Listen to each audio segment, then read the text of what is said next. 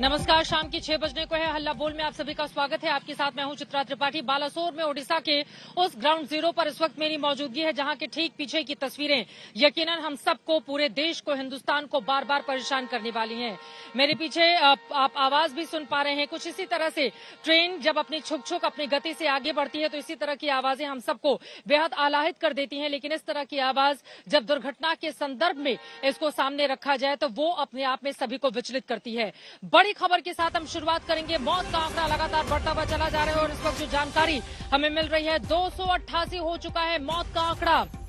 कल 23 घंटे पहले शाम 7 बजे इसी वक्त इसी बालासोर में जो हादसा हुआ था 3 ट्रेनों की आपसी टक्कर में, उसमें मरने वालों की तादाद बढ़ गई है। 288 लोगों की जान जा चुकी है। ये बड़ी जानकारी, बड़ी खबर इस वक्त की निकलकर सामने आ रही है। 288 लोगों की जान जा चुकी है। आपको बताते चले कि तब से लेकर अब तक लगातार रेस्क्यू ऑपरेशन का काम जारी है। एनडीआरएफ की टीमें लगातार लगी हुई हैं, एसडीआरएफ की टीमें लगातार लगी हुई हैं। पीछे से आवाज में हम सुन पा रहे हैं, हॉर्न की आवाज आ रही है। इस वक्त काफी ज्यादा वहां पर मेरे ठीक पीछे भीड़ देखी जा रही है जहां पर बड़ी तादाद में लोग बैठे हुए हैं। और इस वक्त शाम का वक्त है, लेकिन अब से 23 घंटे पहले इसी बालासोर में इसी जगह पर एक भयावह हादसा हुआ जिसने हर हिंदुस्तानी को हिलाकर रख दिया। इसकी गंभीरता को आप समझिए। अब तक 288 लोगों की जान जा चुकी है। 1000 से ज्यादा लोग अपनी जिंदगी के लिए अस्पताल में संघर्ष कर रहे हैं। इस मौके पर प्रधानमंत्री नरेंद्र मोदी न सिर्फ घटनास्थल पर पहुंचे, यहां पर जो रेस्क्यू टीम लगी हुई है उसकी हौसला अफजाई की एक एक जानकारी ली, बल्कि घायलों के पास जाकर उनके दर्द को भी बांटने की कोशिश की। घायलों से, पीड़ितों से मुलाकात के बाद प्रधानमंत्री नरेंद्र मोदी की ओर से क्या कुछ कहा गया, सुनते हैं।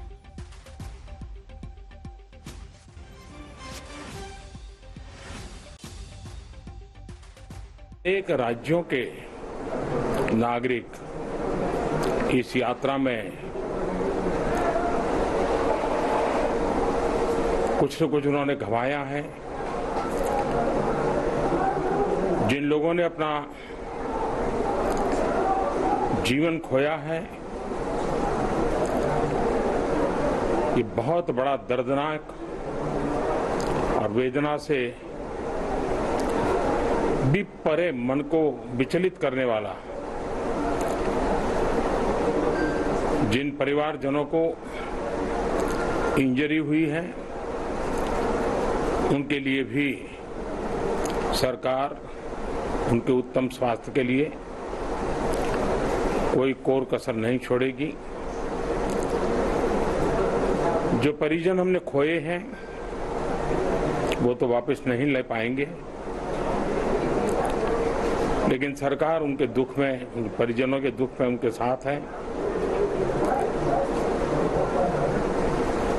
सरकार के लिए ये घटना अत्यंत गंभीर है।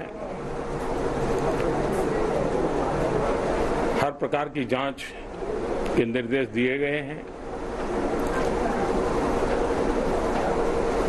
और जो भी दोषी पाया जाएगा उसको सख्त से सख्त सजा हो, उसे बख्शा नहीं जाएगा। मैं उड़ीसा सरकार का भी, यहाँ के प्रशासन के सभी अधिकारियों का, जिन्होंने जिस तरह से इस परिस्थिति में अपने पास जो भी संसाधन थे लोगों की मदद करने का प्रयास किया, मैं यहाँ के नागरिकों का भी हृदय से अभिनंदन करता हूँ, क्योंकि उन्होंने इस संकट की घड़ी में, चाहे ब्लड डोनेशन का काम हो, चाहे रेस्क्यू ऑपरेशन में मदद की बात हो, जो भी उनसे बन पड़ता था करने का प्रयास किया है। खास करके इस क्षेत्र के युवकों ने रात भर मेहनत की है। मैं इस क्षेत्र के नागरिकों का भी आदरपूर्वक नमन करता हूं कि उनके सहयोग के कारण ऑपरेशन को तेज गति से आगे बढ़ा पाए। रेलवे ने अपनी पूरी शक्ति, पूरी व्यवस्थाएं रेस्क्यू ऑपरेशन में आगे रिलीफ के लिए और जल्द से जल्द ट्रैक रिस्टोर हो, यातायात का काम तेज गति से फिर से आए, इन तीनों दृष्टि से सुविचारित रूप से प्रयास आगे बढ़ाया है। लेकिन एक दुख की घड़ी में मैं आज स्थान पर जाकर के सारी चीजों को देख करके आया हूं। अस्पताल में भी जो घायल नागरिक थे उनसे मैंने बात की है। मेरे पास शब्द नहीं है इस वेदना को प्रकट करने के लिए, लेकिन परमात्मा हम सबको शक्ति दे कि हम जल्द से जल्द इस दुख की घड़ी से निकले। प्रधानमंत्री नरेंद्र मोदी को आप सुन रहे थे। घायलों से मुलाकात करने के बाद उन्होंने भरोसा दिया है कि जो भी दोषी होगा उसको बख्शा नहीं जाएगा और सरकार इस दुख की घड़ी में सभी के साथ खड़ी है जिन्होंने अपनों को खोया है या जो फिर वो अपनी जिंदगी के लिए संघर्ष करते हुए अस्पताल में भर्ती हैं। उनसे मुलाकात की आज प्रधानमंत्री नरेंद्र मोदी ने। इसी पर चर्चा करेंगे। कई खास मेहमान हमारे साथ जुड़ चुके हैं, उनका तारुफ आपसे करवाऊं उसके पहले बैजयंत जय पांडा जी हमारे साथ जुड़े हुए हैं। नेशनल वाइस प्रेसिडेंट हैं भारतीय जनता पार्टी के। आप राज्यसभा के पूर्व सांसद भी हैं। आपका बहुत स्वागत है सर। और मेरा सीधा सा सवाल आपसे यह है, सरकार की ओर से, बीजेपी की ओर से अब तक कितने कदम उठाए गए हैं ताकि जो घायल लोग हैं उनको जल्द से जल्द राहत मिल सके? क्योंकि अभी प्राथमिकता इस बात की है कि जितने भी जख्मी लोग हैं उनकी जिंदगी को बचाया जा सके। अब तक 288 लोगों की जान जा चुकी है। किस तरह से हो रहा है एक्शन? जय पांडा जी। देखिए, ये अत्यंत दुखद घटना पर कुछ बोलने के लिए भी शब्द कम है, लेकिन ये तो स्पष्ट है कि ये टॉप मोस्ट प्रायोरिटी से इसके साथ डील किया जा रहा है। कल रातों रात ही उड़ीसा के जो 2 कैबिनेट मंत्री हैं राष्ट्रीय सरकार में, उन्होंने वहां रश करके स्पॉट से कोऑर्डिनेट कर रहे हैं। और आपने खुद देखा कि स्वयं प्रधानमंत्री जी बाकी सब कुछ छोड़कर वहां टॉप प्रायोरिटी पर जाके पहुंचे। सभी किस्म के जो केंद्रीय सरकार के रिसोर्सेज हैं, स्टेट गवर्नमेंट के रिसोर्सेज हैं, सभी प्रकार के रिसोर्सेज वहां लगाया गया है। उदाहरण दूंगा आपको, लगभग 125 एम्बुलेंसेज, 50 से ज्यादा बसें, शटल सर्विस, जितने वहां हॉस्पिटल्स, मेडिकल टीम्स, सभी को अलर्ट करके लगाया गया है। और ऑल नाइट, रात भर ये काम चला। दिन भर तो आप ही दिखा रहे हैं किस तरह का काम चल रहा है। तो टॉप मोस्ट प्रायोरिटी पे ये इसको डील किया जा रहा है। बिल्कुल। जय पांडा जी, युद्ध स्तर पर यहाँ पर रेस्क्यू ऑपरेशन चल रहा है, ये बात बिल्कुल सही है। बीती रात से लेकर अभी तक हम देख पा रहे हैं यहाँ पर चाहे एनडीआरएफ के जवान हो, चाहे यहाँ के स्थानीय ओडिशा के पुलिस वाले हों, या फिर दूसरे अलग अलग सेक्टर से ताल्लुक रखने वाले लोग या स्थानीय जनता, तमाम लोगों की मदद से कोशिश इस बात की ही रही है कि जल्द से जल्द रेस्क्यू को अंजाम दिया जाए ताकि कोई भी ट्रेन के भीतर फंसा नहीं रहने पाए। लेकिन इसी के साथ मेरा अगला ये सवाल है, भारतीय जनता पार्टी के भी तमाम नेताओं को स्थानीय स्तर पर क्या ओडिशा में ब्रीफ किया गया है कि आप लोगों की तत्काल मदद कीजिए? आप बीजेपी के वरिष्ठ नेता हैं और प्रधानमंत्री ने यहां पर भी आकर अपने तमाम लोगों से बातचीत की है, तो क्या इस बारे में कोई डिटेल में जानकारी आप देंगे? क्योंकि एक तरफ सरकार की ओर से प्रयास किए जा रहे हैं, तो वहीं दूसरी तरफ पार्टी की ओर से भी कोशिशें की जा रही हैं ताकि लोगों को जल्द से जल्द राहत दिया जा सके। ये तो बिल्कुल सही है। ये तो आप देखे हैं, हमारे राष्ट्रीय मंत्री के अलावा वहाँ के स्थानीय सांसद जो हैं, सरंगी जी, प्रताप सरंगी जी, वो थे। और वहाँ हमारे पार्टी की ओर से तो सभी प्रकार का प्रयास किया जा रहा है। और आप देख रहे हैं वहाँ नागरिक कैसे अपने आप आगे आकर मदद करने लगे। कल शाम से ही पूरे रात तक हमारा प्रयास है कि हम जो रेस्क्यू ऑपरेशंस हैं, जो मदद किया जा रहा है, हम उनसे वहां इंटरफेयर ना करें। हम जहां मदद कर पाएंगे, जैसे कि ब्लड डोनेशन में हम मदद कर पा रहे हैं और वहां कर रहे हैं। लेकिन सरकारी जो प्रयास है कि वहां कोई डिसरप्शन ना हो, कोई इंटरप्शन ना हो, तो बिहाइंड द सीन्स जितने सारे हम कर सकते हैं, वहां हमारे प्रदेश के मेरे जितने सहयोगी बाकी सब मिलकर काम कर रहे हैं। और जैसे कि प्रधानमंत्री जी ने कहा, वहां प्रदेश सरकार से भी पूरी प्रयास किया गया है कल शाम से लेकर। ये तो अनप्रेसिडेंटेड है ये सिचुएशन। ये जांच के बाद ही पता चलेगा कि कैसे ऐसा एक हादसा हो गया। लेकिन no stone is being left unturned, पूरी प्रयास किया जा रहा है सभी दिशा में। आम जनता की जेहन में लेकिन एक और सवाल है जय पांडे जी। वो सवाल ये है कि क्या अगर सुरक्षा कवच इन ट्रेनों में लगे होते तो इस हादसे को रोका जा सकता था? क्योंकि हम सब ने देखा, रेल मंत्री ने जब सुरक्षा कवच का जायजा लिया था तो देश के सामने एक उम्मीद बंधी थी, लेकिन अब उन उम्मीदों को बड़ा झटका लगा है इस तरह की तस्वीरों को देखने के बाद। इस पर मैं कहूंगा कि जांच होने तक कुछ राय रखना मेरे लिए उचित नहीं होगा, क्योंकि जांच से ही पता चलेगा, ये हाई लेवल इंक्वायरी से ही पता चलेगा। और जैसे माननीय प्रधानमंत्री जी ने कहा, अगर किसी जो कोई भी दोषी हो उनको छोड़ा नहीं जाएगा। लेकिन मैं इस पर यह भी जरूर कहना चाहूंगा कि पिछले कुछ सालों में हम देखे हैं कि भारत के जो इंफ्रास्ट्रक्चर, खास करके रेल सेक्टर में बहुत आगे बढ़ा है। जिस तरह के हमारे मॉडर्न ट्रेन सब लगे हैं, वो बहुत ही अच्छे तरह से सभी स्तरों से उनको स्वागत किया जा रहा है, प्रशंसा हो रहा था। और जो कवच का सिस्टम डेवलप किया जा रहा था, इसमें क्या शॉर्टकमिंग है या नहीं है, किस कारण से यह हादसा हुआ, मैं उस पर जांच के बाद ही कहना, मैं मानता हूं, सही होगा। यकीनन जांच के बाद स्थिति और ज्यादा साफ हो पाएगी। लेकिन दूसरी तरफ जो विपक्षी दल हैं, चाहे पूर्व रेल मंत्री मौजूदा पश्चिम बंगाल के मुख्यमंत्री ममता बनर्जी हों, पूर्व रेल मंत्री लालू प्रसाद यादव हों, जो आरजेडी के बड़े वरिष्ठ नेता हैं, इन तमाम लोगों की ओर से सरकार को लेकर कई सवाल खड़े किए गए हैं कि एंटी कोलिजन सिस्टम जो उन लोगों की 2012 का जिक्र कर रही थी ममता बनर्जी की, जो उन लोगों के समय का था, सरकार ने उसको गंभीरता से नहीं लिया। इस वजह से इस तरह की स्थिति का सामना आज देश को करना पड़ा है। मेरा एक निवेदन रहेगा, न केवल विपक्ष में जो साथियों हैं, लेकिन मीडिया को भी, और जो कोई भी इस पर राय रख रहे हैं, कि इस अत्यंत दुखद घटना पर राजनीति को मत लाइए। इसको बिल्कुल प्योरली देखना चाहिए, कैसा ये हादसा हुआ और कैसा ये दोबारा ना हो। मैं फिर से कहूंगा कि अगर कहीं भी कुछ लैप्सेस हैं, जरूर उस पर कार्रवाई होगी।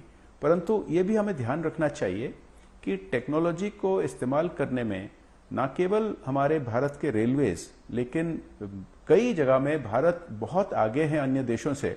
और जो डेवलप सिस्टम्स की, अभी पिछले 1-2 दिन से पहले आपको पता होगा कि सैटेलाइट नेविगेशन सिस्टम भारत का पहली बार अभी शुरू हो गया है, जिसको सिविल एविएशन सेक्टर भी यूज कर सकते हैं, एयरफोर्स भी यूज कर सकते हैं।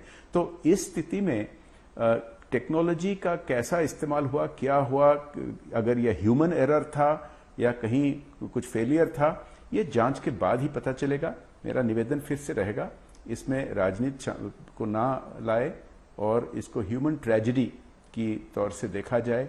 और पहला सबसे प्रायोरिटी है कि जो घायल हैं और जो परिवार उनके खोए हैं, परिवार के सदस्य, उन पर टॉप प्रायोरिटी रखा जाए।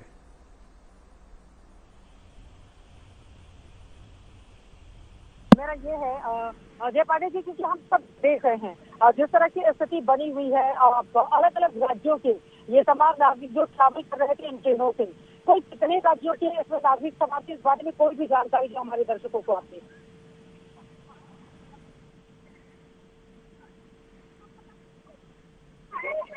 माफ कीजिएगा, आवाज नहीं आ रहा है।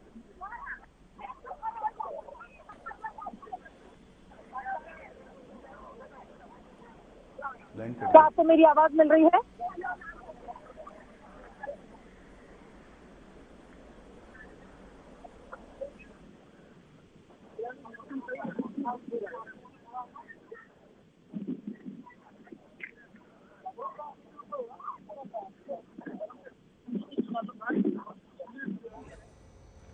तो ये तस्वीरें इस वक्त हम आपको जो दिखा रहे हैं, उस वक्त की तस्वीरें हैं जब प्रधानमंत्री नरेंद्र मोदी हादसे वाली जगह पर पहुंचे थे। बालासोर में वो पहुंचे और यहां पर तमाम अधिकारियों से उन्होंने संवाद किया, घटनास्थल का जायजा लिया।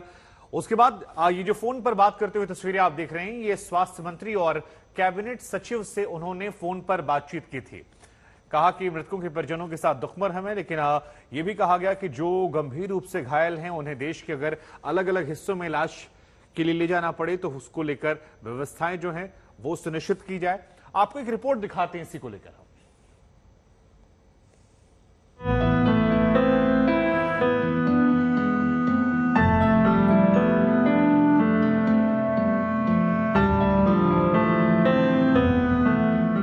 बालासोर की ये तस्वीरें भीषण तबाही का दस्तावेज बनकर इतिहास में हमेशा के लिए दर्ज हो गई है।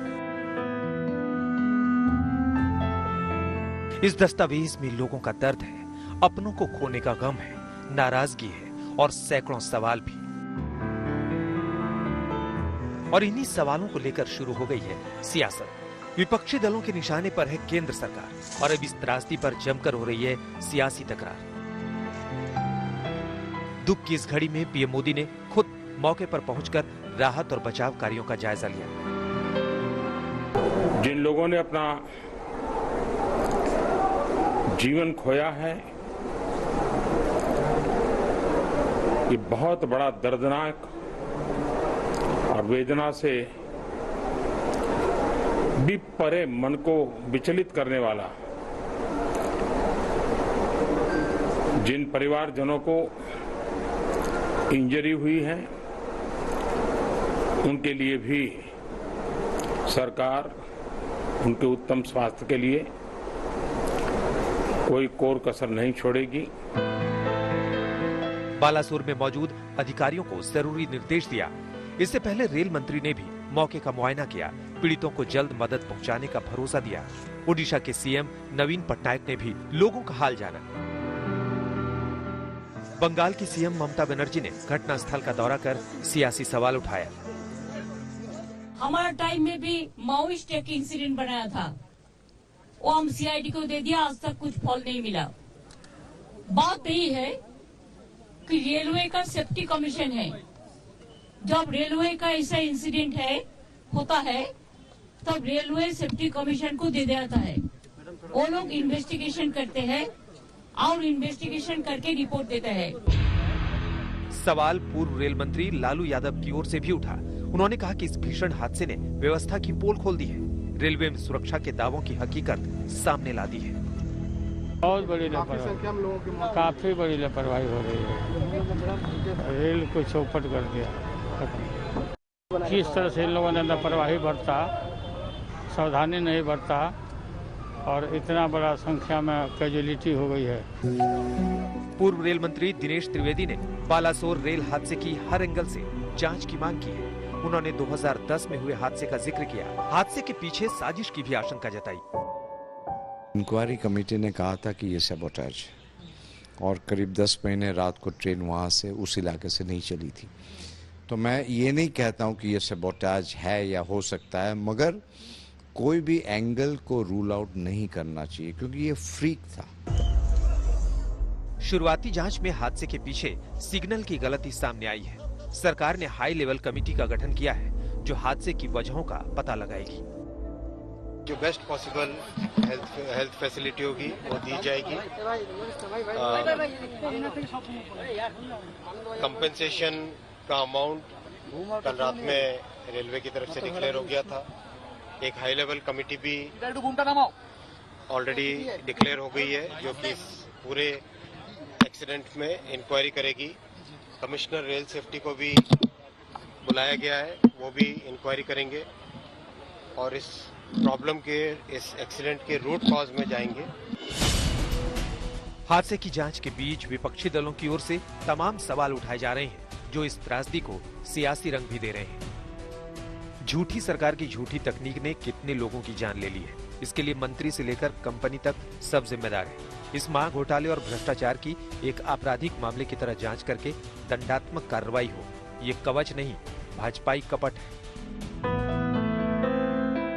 ओडिशा के बालासोर में हुआ हादसा कभी न भूलने वाला गम दे गया है और अब लोगों के गम को विपक्ष बड़ा मुद्दा बना रहा है। ओडिशा के बालासोर से ऋत्विक मंडल और इंद्रजीत कुंडू के साथ चित्रा त्रिपाठी, आज तक। ये रिपोर्ट आपने देख ली है। आपको बताते चले इस वक्त घटनास्थल पर मेरी मौजूदगी है, हादसे वाली जगह पर, और यहाँ पर जबरदस्त तरीके से आंधी तूफान आना शुरू हो चुका है। यकीनन इसकी वजह से रेस्क्यू ऑपरेशन काफी ज्यादा प्रभावित होगा। काफी तेज आंधी इस वक्त चल रही है और जिस तरह का मौसम का मिजाज है, ऐसा लग रहा है कुछ ही देर में यहाँ पर बारिश की भी पूरी संभावना जताई जा रही है। पीछे भी आपको बताते चले कि वहां पर काफी तेज गति से आंधी आई, जिसके बाद वहां पर काफी हल्ला भी पीछे मचना शुरू हो गया था, जहां पर लोगों की बड़ी तादाद में मौजूदगी है, जहां पर रेस्क्यू ऑपरेशन चल रहा है। कई हमारे साथ खास मेहमान जुड़े हुए हैं जिनके साथ आज दंगल में बड़ी चर्चा हम करने वाले हैं। Arvind Vajpayee ji national spokes person LJP के हैं, नवनीत भट्टागर जी फॉर्मर डीआईजी एनडीआरएफ के हमारे साथ हैं, VK Agnihotri ji farmer member railway board के हमारे साथ जुड़ चुके हैं, कृष्णन मित्रो जी डिजास्टर मैनेजमेंट एक्सपर्ट हैं हमारे साथ मौजूद हैं। इन सभी से बातचीत करेंगे। उसके पहले इंद्रजीत कुंडू हमारे संवाददाता इस वक्त हमारे साथ जुड़ चुके हैं। इंद्रजीत, अब तो मौसम का मिजाज अचानक से बदल गया पूरी तरीके से। दोपहर में जितनी प्रचंड धूप थी, इसमें उतनी ही तेज गति से आंधी चल रही है।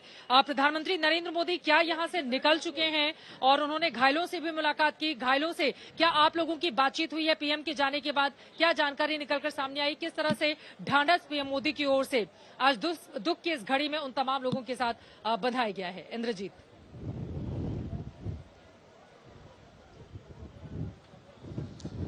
जी हाँ चित्रा, कैमरे में हम दिखा सकते हैं अपने दर्शकों को कि किस तरह की आंधी इस वक्त चल रही है और शायद लोगों के मन में भी उसी तरह की आंधी चल रही थी कल रात से। जिस तरह का हादसा यहाँ पे देखने को मिला है, मैं टॉप एंगल शॉट एक बार दर्शकों को दिखा दूं। यहाँ पे तितर बितर होते हुए ये जो जितने भी कंपार्टमेंट है उनको हटाने की कोशिश हो रही है। प्रधानमंत्री जरूर आए थे, इसी जगह पे आए थे कुछ देर पहले और उसके बाद सीधा चले गए बालासोर हॉस्पिटल, जहाँ पे उन्होंने जो इंजर्ड है उनसे भी बात की और उसके बाद उन्होंने हौसला अफजाई की उड़ीसा के लोगों का, ये कहते हुए कि अगर वो ना होते, जिस तरह से उड़ीसा के लोगों ने, स्थानीय जो लोग हैं जहां पे ये हादसा हुआ है वहां के स्थानीय लोग जिस तरह से उन्होंने हेल्प की रेस्क्यू और रिलीफ ऑपरेशन में, वो सबसे बड़ी चुनौती थी। और उसके बाद एनडीआरएफ और बाकी टीम यहाँ पे आई थी। मेरे साथ इस वक्त एक खास मेहमान हैं, ये यही के निवासी हैं और कल वो मुझे कह रहे थे कि 100 से ज्यादा शव को उन्होंने निकालने में हेल्प की। थोड़ा विस्तार में बताएं कि क्या हुआ था कल? जी हाँ, कल लगभग समय था 6:45 शाम का और ये एक्सप्रेस इधर से गुजर रही थी। अचानक से सामने जो है सिग्नल न मिलने की वजह से ये हैंड ब्रेक लगाती है, इमरजेंसी ब्रेक, और मालगाड़ी के ऊपर इसका लोकोमोटिव चढ़ जाता है, कोरोमंडल एक्सप्रेस, जिससे इसके लगभग 17 बोगियां तहस नहस हो गई। सिग्नल नहीं मिली थी? सिग्नल नहीं मिली थी, टेक्निकल एरर था, ये तो नहीं बता सकते हैं। आप रेलवे पे काम करते हैं? प्राइवेट कंपनी से अपन खास रेलवे की नहीं है। तो आप कह रहे थे कि आपने 100 लोगों की शवों को निकाला? जी बिल्कुल, जब हम अपने साइड छोड़ के आए तो यहाँ सिर्फ खून और 100 ही था। अब पूरी बोगी 100 से भरी हुई थी। अपन लगभग 8 लोग टीम के साथ, दीपक भी हमारे टीम में थे, घनु भी हमारे टीम में थे, हम लोगों ने लगभग 100 से 150, 11 बजे रात तक 100 निकाली है। तो आप समझ सकते हैं किस तरह की परिस्थिति यहाँ पे हुई होगी, जहाँ पे ये जो टीम है, ये 3-4 लोग स्थानीय निवासी, उन्होंने खुद अपने हाथों से 100 शवों को यहाँ से निकाला है और अब डेथ टोल जो है 280 से ज्यादा ऊपर चली गई है। तो भारत के इतिहास में और रेलवे के इतिहास में इस तरह की त्रासदी कभी हुई नहीं है और श्योरली जिस तरह से प्रधानमंत्री खुद यहाँ पे चलकर आ गए और देखने की कोशिश की कि क्या परिस्थिति है, मैं कैमरा पर्सन को फिर से दिखाने की कोशिश करूंगा टॉप शॉट, कितनी चुनौतीपूर्ण परिस्थिति इस वक्त भी बनी हुई है। ये डिब्बों को अगर हटाया जा सके, ये कंपार्टमेंट को यहाँ से मैसिव जो हाई पावर क्रेन है उसको लाया गया है, जेसीबी मशीन लाया गया है और शायद कुछ दिन लग जाएंगे जब तक ये 1 किलोमीटर लंबा जो स्ट्रेच है वो स्टेशन से ये पूरी स्टेज को क्लियर किया जाए, जो सिग्नलिंग व्यवस्था है उसको फिर से रिस्टोर किया जाए, जो ऊपर ओवरहेड वायर है वो टूट चुकी है उसको फिर से रिस्टोर करना पड़ेगा और तब जाके इस रूट में, बालासोर के इस रूट में फिर से ट्रेन की आवाजाही हो सकती है। चित्रा, बिल्कुल सही कहा आपने और जिस तरह की चुनौतियां इस वक्त एनडीआरएफ की टीमों के सामने आ रही होंगी। हमारे साथ नवीन भट्टागर जी फॉर्मर डीआईजी एनडीआरएफ के मौजूद हैं, उनके पास चलते हुए सर ऐसा लग रहा है थोड़ी देर में बारिश हो जाएगी, तेज आंधी चल रही है, ऐसे में एनडीआरएफ के जवान जो रेस्क्यू के लिए लगे हुए हैं उनके सामने किस तरह की चुनौतियां खड़ी हो जाएंगी? क्योंकि बीती रात से ही लगातार रेस्क्यू ऑपरेशन जारी है जो अभी पूरी तरह से कंप्लीट नहीं हुआ है, तो कैसे चैलेंजेस अब यहां से आप देख रहे हैं बदले हुए मौसम के बाद? देखिए, जहां तक मौसम का सवाल है, तो ऐसे हादसे हमें टाइम टू टाइम होते रहती है, ऐसी सिचुएशन मिलती रहती है, लेकिन हम लोगों का इस पे एक्सपर्टीज है और हम लोग जो है इस पे अपना कार्रवाई रोकते नहीं है और इसमें जो है अपना फुल स्किल के साथ हम रेस्क्यू ऑपरेशन जारी रखते हैं। तो इसके अंदर अब यही है कि आपका थोड़ा जितना कर सकते हैं maximum rescue operation, search and rescue operation कर लिया गया है। अब थोड़ा बहुत बचा हुआ है, वो कार्रवाई चल रही है और मैं समझता हूं कि बिल्कुल ही कंप्लीट हो जाएगी, कोई ऐसे घबराने की बात नहीं है और हम लोग करते रहते हैं ऐसी चीजें। कोई हमारे आदमी एक्सपर्ट्स हैं और दे कैन डू वेल और they will help the people, ठीक है, इसलिए घबराने की बात नहीं है, दे विल डू। ठीक है, कृष्ण मित्रो जी भी हमारे साथ जुड़े हुए हैं, उनके पास भी मैं आऊंगी, लेकिन आप कह रहे हैं कि एनडीआरएफ के जवानों को इस तरह की ट्रेनिंग होती है कि हर तरह की परिस्थितियों में वो रेस्क्यू ऑपरेशन को आगे बढ़ा सके। समय बाकी मेहमानों के पास भी जाऊंगी, लेकिन उसके पहले ट्रेन के भीतर से किस तरह की तस्वीरें सामने निकल कर आ रही हैं, हमारे संवाददाता ने लिया है जायजा, उनकी रिपोर्ट देखिए। में सफररत जो लोग थे उनका क्या हालत हुआ होगा, थोड़ा हमें बचते बचाते जाना पड़ेगा क्योंकि ये जो ट्रेन है ये कुछ जो इस तरफ थोड़ी हिली हुई है और यहाँ पर हम देख सकते हैं लोग आनंद फानंद, शाम का वक्त था लेकिन लोग मानो जैसे एक तरीके से वहां से अचानक भाग निकला। जरा मैं मेरा जो ध्वनि को विराम देता हूँ और ये आवाज को सुनाना बहुत जरूरी है। ये अलार्म जो है वो अब भी बज रहा है, यानी ये चेतावनी थी कि कुछ हादसा हो गया है। अब आगे लिए चलते हैं, हम देख सकते हैं जितने भी यहाँ पर इस कोच के अंदर जो चीजें हैं रेलवे की तरफ से दी गई, जो पिलोज और जो चीजें हैं वो बिखरी पड़ी हुई है। आगे हम बढ़ेंगे तो देखेंगे और एक दूसरा कोच, ये एसी कोच है, कंपार्टमेंट जो बिल्कुल तहस नहस हो चुका है। थोड़ा बचते बचाते आइएगा सैम और हम आगे बढ़ेंगे। अभी भी एनडीआरएफ के जवान जो है वो यहाँ पर पहुंच रहे और इन सब बोगियों के जरिए वो अंदर जाकर तलाश कर रहे हैं कि कोई फंसा तो नहीं है, क्योंकि आगे वाला जो कमरा है बिल्कुल बिखर चुका है। वैसे ही एक कमरे के अंदर से हम जा रहे हैं जहाँ पर रेलवे सुरक्षा का जो पुलिस है वो भी तैनात है। जरा देखिए यहाँ पर जो चीजें हम देख सकते हैं बिल्कुल बिखरी पड़ी हुई। जरा देख लीजिए, शाम का वक्त था, नाश्ता चल रहा था और उस बाद ये हादसा हो गया, उसका जो निशान स्पष्ट देखा जा सकता है। अब इससे आगे जाना थोड़ा बेहद मुश्किल है हमारे लिए, क्योंकि इसके आगे वाला जो बोगी है, जो डिब्बा है, वो बिल्कुल इस तरफ हिल चुका है। जरा समझिए, इस ट्रेन के अंदर अगर हम जाने की कोशिश करें तो ये हम समझ सकते हैं, ये बहुत ही मुश्किल भरी बात होगी, लेकिन देखकर तो लग रहा है कि इस ट्रेन से जो सवारी थे वो बच निकले थे, लेकिन ये बहुत ही मुश्किल भरा एक चीज है। और ये हमने जितने लोगों से बात की, खासकर मैं जब यहाँ पर पहुंचा तो कल रात जो इस ट्रेन के पीछे वाले हिस्से में जो रेलवे के स्टाफ थे उन्होंने हमें बताया कि कितना भीषण यहाँ पर कितना भीषण एक आवाज हुआ। उसके बाद जो है उन्होंने देखा कि लोग किस तरीके से तितर बितर होकर बाहर कूदने की कोशिश कर रहे थे, कितने लोगों को उन्हें घायल अवस्था में निकाला और कितने लोगों को यहाँ पर फंसे होते उन्हें निकाला और कई सारे लोगों की मौत उनके सामने हुई, क्योंकि वो पीछे वाले जो बॉगीज है उसमें सफर कर रहे थे, तो उससे वो बच निकले। जिस कोच के जरिए, जिस पेंट्री कार के जरिए इस ट्रेन में सफर हजारों के ज्यादा लोगों को खाना मुहैया करवाया जा रहा था, उसका हालत किस तरीके से है आइए दिखाते हैं।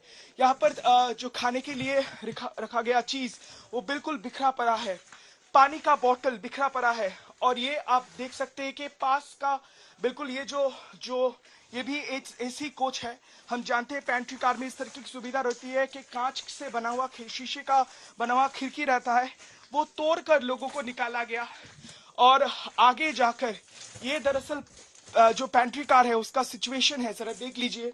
हम बखूबी समझ रहे हैं कि इस पे सवार लोगों की क्या हालत हुई होगी। जहाँ पर जो चीजें हैं वो बिल्कुल बिखरा पड़ा है। अमूमन इस तरीके से एक पेंट्री कार सफररत ट्रेन का ऐसा नहीं होता है, लेकिन हम देख सकते हैं चारों तरफ कांच बिखरी पड़ी हुई है। यहाँ पर जो कुकिंग प्रोसीडियर वो चल रहा था वो बिल्कुल उस तरीके से चल रहा है, क्योंकि हम देख रहे हैं वहां से जो पानी जो नल से आ रहा था वो बूंद बूंद अभी भी गिर रहे हैं। यानी ये बयां कर रहा है कि ये ट्रेन अपने मंजिल की तरफ बढ़ रहा था और अचानक हुई इस हादसे में लोग एक तरीके से बौखला गए, लोग एक तरीके से बेहद जो है बहुत ही आश्चर्यचकित हो गए थे। और इसी के कारण शायद किसी भी तरीके से उन्होंने ये जो शीशे है, ज्यादातर शीशे पेंट्री कार के, उसे तोड़ा गया है और या तो तोड़ने की कोशिश की गई है। उसके जरिए वो लोग शायद छलांग लगाकर बाहर निकलने की कोशिश किए होंगे। ये जो छवि है स्पष्ट बयां कर रहा है, मेरा बोलना ये व्यर्थ हो जाएगा, क्योंकि ये जो छवि है वो स्पष्ट दिखा रहा है किस तरीके की स्थिति थी। तस्वीरें डराती हैं, परेशान करती हैं, मन को बेचैन करती हैं, कई सवालों को भी जन्म देती हैं। कृष्ण मित्रो जी हमारे साथ जुड़े हुए हैं, आप डिजास्टर मैनेजमेंट एक्सपर्ट हैं। कृष्ण मित्रो जी, सीधे आपके पास आते हुए, जिस तरह की परिस्थिति पैदा हुई है उसको देखने के बाद हर एक आम आदमी की जुबान पर यही है कि काश अगर कवच होता तो फिर ये स्थिति नहीं बनती। क्या आपको भी लगता है ऐसा? जी, और पक्की अभी बात है। यहाँ पर जो रेस्क्यू चल रहा है उसके बाबत क्या जानकारी देंगे? कितना वक्त लगेगा पूरी तरह से इस रेस्क्यू ऑपरेशन को कंप्लीट करने में? देखिए, जहाँ तक कि कवच का सवाल है वो होना चाहिए, हर रूट पे होना चाहिए, और जैसे कि अभी पता लगा है इस रूट पे कवच नहीं था। ये बहुत दुखद बात है। ये तो रेलवे सेफ्टी को सबसे पहले इंस्टॉल करना चाहिए, जहाँ पे नहीं है अब करें, देर से आए दुरुस्त आए, कम से कम इंस्टॉल करें। और जहाँ तक कि ये डेब्री क्लियरेंस की बात है, उसमें मेरे अंदाजे से इसमें कम से कम 2-3 दिन तो लगेंगे, और बाकी लाइन को रिस्टोर करने में हो सकता है कोई हफ्ते 10 दिन का टाइम लग सके, क्योंकि स्ट्रेच काफी लंबा है, किलो 100 मीटर। जब इस तरह की आपदा आती है तो सबसे बड़ी चुनौती कौन सी होती है कृष्ण जी? देखिए, सबसे पहली बात तो ये होती है search and rescue of human being.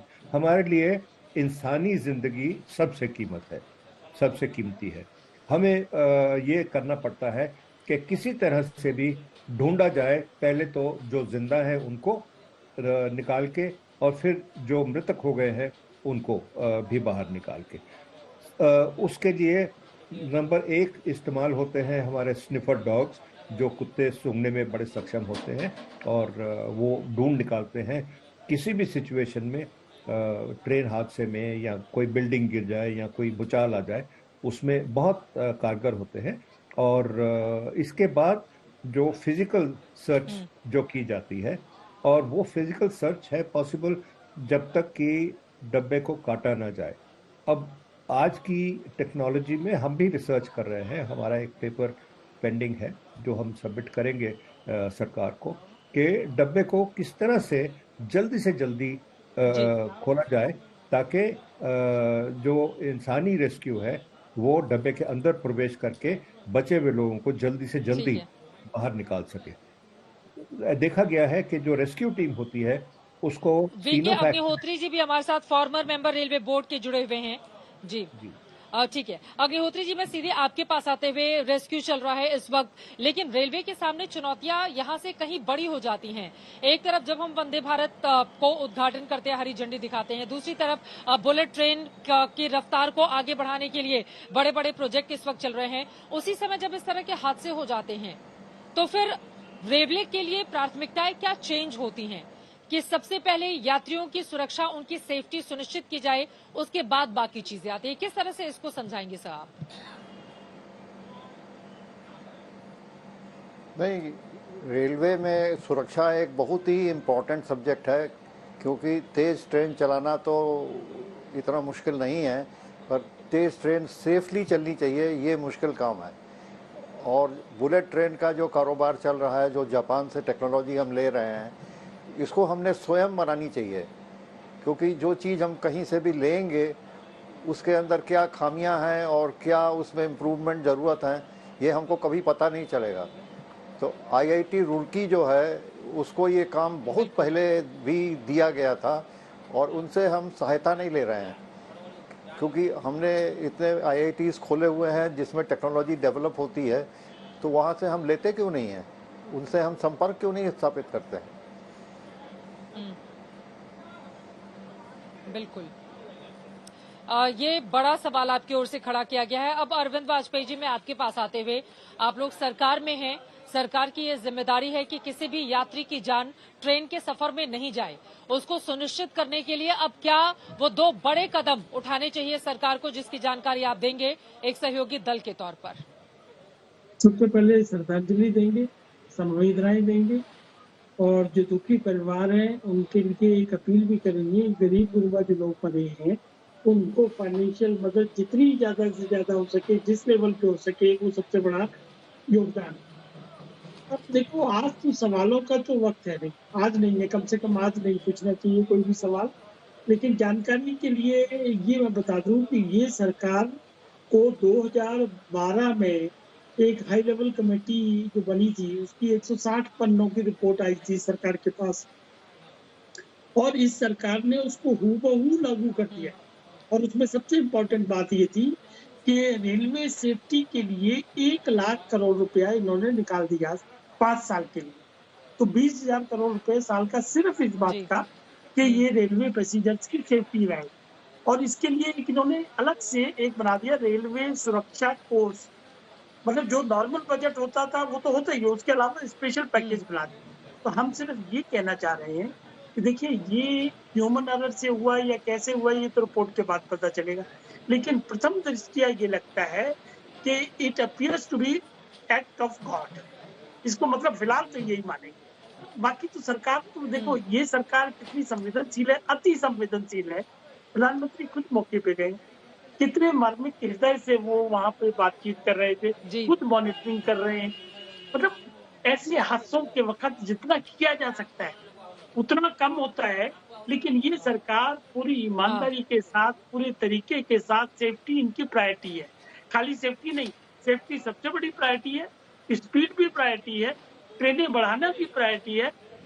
लेकिन आज का दिन नहीं है, कम से कम आज के दिन इन चीजों पर न जाए। अब ये ट्वीट देख रहे थे, अखिलेश यादव जी का ट्वीट देख रहे थे, वो ब्लेम करने लगे सरकार। अरे कम से कम आज तो रुको, कम से कम संवेदनाएं हो, कम से कम ये बताइए कि कैसे मदद हो सकती है। कोई गया अपोजिशन का लीडर देखने? ममता बनर्जी भी गई, उन्होंने भी जाके क्या किया है वो आप सबने देखा ही है। तो हम इस पे ज्यादा राजनीति की कोई बात नहीं करेंगे। ठीक है, समझ में आ गया। आप कह रहे हैं कि जब हादसे हो, इस तरह की स्थिति बनी हो, तो उस पर राजनीति नहीं होनी चाहिए। ठीक है, आपकी बात समझ में आ गई। और अब कार्यक्रम के आखिरी हिस्से में धीरे धीरे हम जा रहे हैं। अपने मेहमानों से आखिरी का एक क्लोजिंग कमेंट लेना चाहूंगी। नवीन जी, सबसे पहले आपके पास आते हुए, यहाँ से किस तरह के कदम उठाए जाने की जरूरत है ताकि दोबारा इस तरह की परिस्थिति, ऐसे हादसे हिंदुस्तान में नहीं हो? जी बिल्कुल, आपने वजह फरमाया। एक्चुअली क्या है कि इसका ऑडिट होना बहुत जरूरी है, सेफ्टी ऑडिट। इसके अंदर 3 तरीके के होते हैं। एक होता है डिपार्टमेंटल सेफ्टी ऑडिट, दूसरा होता है एक्सपर्ट कमेटी ऑडिट, तीसरा होता है थर्ड पार्टी ऑडिट। ये 3 ऑडिट्स होने बहुत जरूरी है। वो ये चेक करते हैं कि जो हमारा ये रूट के अंदर या जो पूरा रेलवे ट्रैक है या जो सिग्नलिंग सिस्टम है या जो डिवाइसेस हमने इस्तेमाल करी हैं, वो उनकी कैपेबिलिटी क्या है, वो कितना सस्टेन करती हैं, कितने पुरानी जो सिस्टम्स लगे हैं उनको रिप्लेस करके न्यू उसकी जगह इन्वेंट किया गया है, उनको रिप्लेस किया गया है या नहीं किया गया है। क्योंकि देखिए, अगर हम पुरानी नई गाड़ियां, नई स्पीड हमने शुरू कर दी। वक्त हमें इतने की इजाजत देता है। आप तमाम मेहमानों का बहुत शुक्रिया हमारे साथ इस चर्चा में शामिल होने के लिए। हादसा बहुत बड़ा है, उसके साथ ही जिम्मेदारी भी बड़ी हो जाती है। जो जवाबदेह लोग हैं, जो गुनहगार हैं, उनके गुनाह की सजा भी मुकम्मल होनी चाहिए ताकि वो नजीर बने और दोबारा इस तरह की परिस्थिति हिंदुस्तान के भीतर पैदा नहीं हो, ताकि कोई माँ अपने बच्चे को खोए, कोई पति अपनी पत्नी को खोए, कोई पत्नी अपने पति को खोकर बेवा हो जाए और इस तरह की परिस्थिति बने कि एक एक सांस के लिए अस्पताल में अपनी जिंदगी के संघर्ष लोग कर रहे हों। लगातार हर एक जानकारी आज तक सबसे पहले आप तक पहुंचाता रहेगा